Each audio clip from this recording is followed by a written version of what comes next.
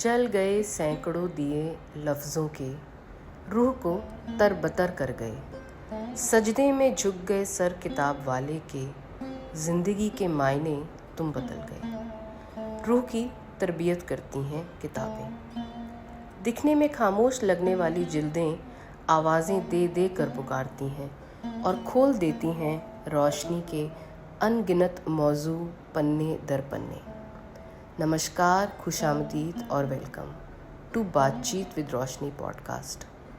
आज का हमारा बातचीत का विषय है किताबें। वो माध्यम जो ज़िंदगी की दरारें हों या गड्ढे हों या कि कोई गहरी खाई, उन्हें भर देती हैं। बहुत सारे सपनों को, ऐसी ख्वाहिशों को पूरा करती हैं जो शायद वास्तविक जीवन में संभव ना हो।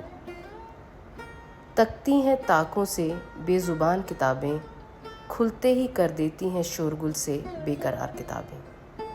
मेरी आँखों को जो सुकून और दिल में जो जोश उमड़ता है, लाइब्रेरी या बुक शॉप में जाकर उसका मुकाबला किसी और तजर्बे से करना मुमकिन नहीं है।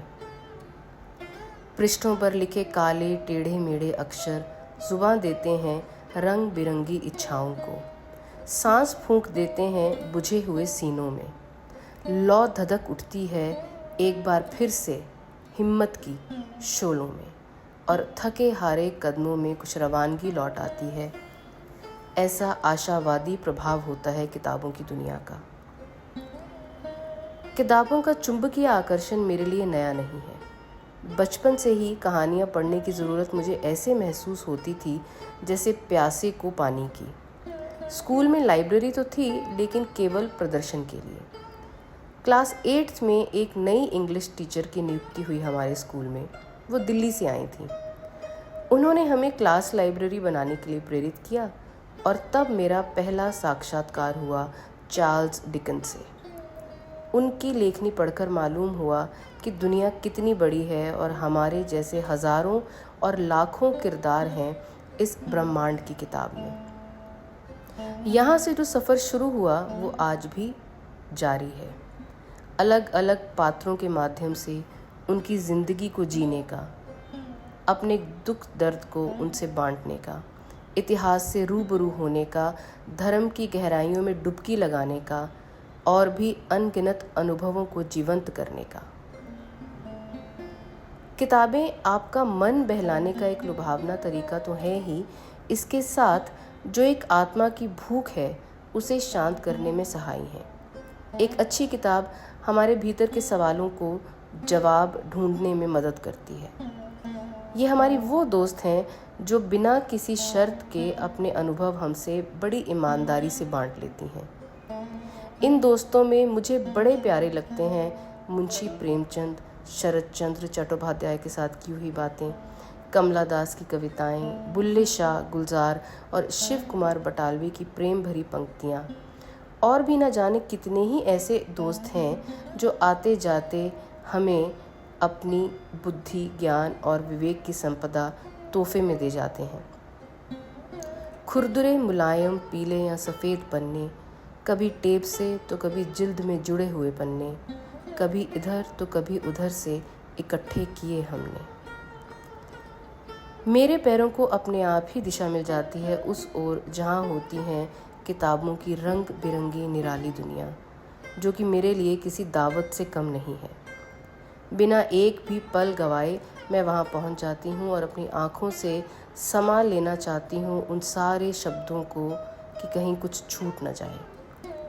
8th ग्रेड की इंग्लिश टीचर ने जो तिलस्मी दरवाजे की चाबी दी थी, उसमें से निकलने वाले किताबों के जिन्न ने मुझे कई बार संभाला और अर्थपूर्ण आयाम दिए मेरी समझबूझ को। एक और रूप है किताबों का जो कहानी, आत्मकथा, दर्शन शास्त्र को बड़े ही रोचक और अनूठे रूप से प्रस्तुत करता है, और वो है किताबों के ऊपर बनी हुई फिल्में या धारावाहिक। अगर मेरी नज़र किसी ऐसी फिल्म या सीरीज़ पर पड़ जाए जो कि किसी नॉवल पर आधारित हैं, तो हो जाती है बिंज वॉचिंग शुरू। यानी कि जब तक उसके सारे एपिसोड्स देख ना लूँ, मेरा ध्यान और कुछ करने में लगता ही नहीं है। आज से कुछ समय पहले तक ऐसा नहीं था, जब आपको पूरा सप्ताह इंतज़ार करना पड़ता था अगले एपिसोड का, लेकिन उसका भी एक अपना ही रोमांच था।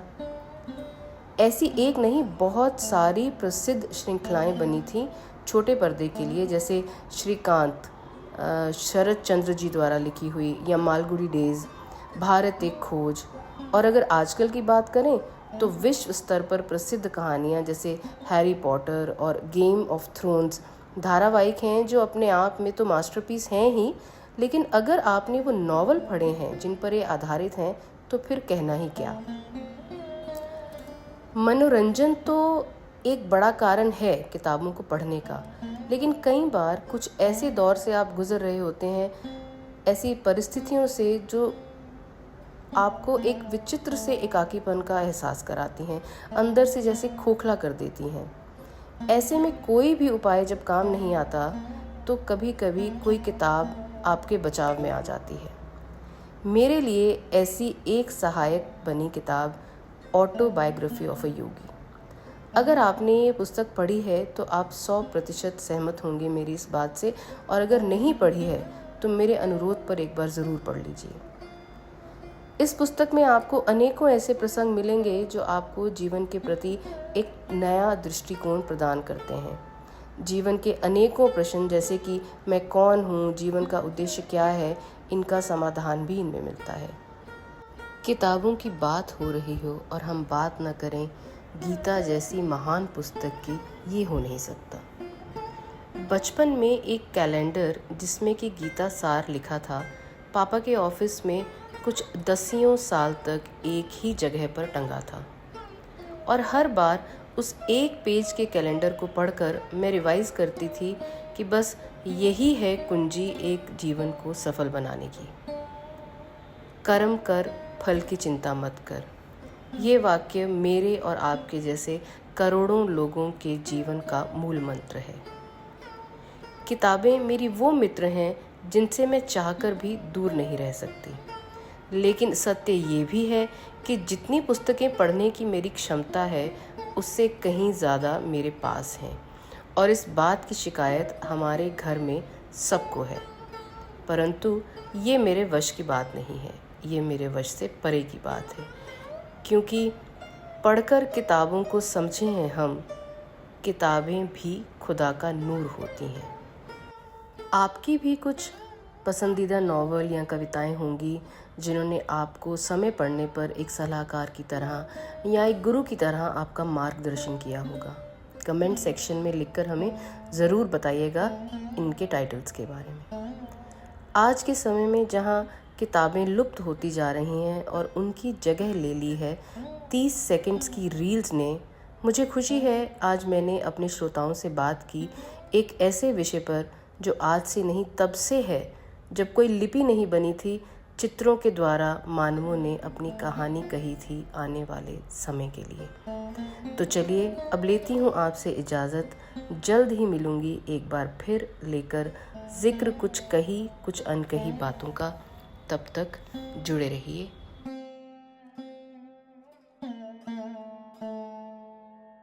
और हमसे जुड़े रहने के लिए आपको क्या करना होगा, आप जिस भी प्लेटफॉर्म पे हमें सुन रहे हैं उस प्लेटफॉर्म पर हमें लाइक और सब्सक्राइब या फॉलो करना ना भूलें। और एक और ज़रूरी छोटी सी बात, अगर आपने जो समय मेरे साथ बिताया वो सुखद था तो उस अनुभूति को आप जिनसे प्यार करते हैं उनसे शेयर करना ना भूलें। तो एक हल्का सा प्रेस कर दें आप शेयर के बटन पर। शुक्रिया।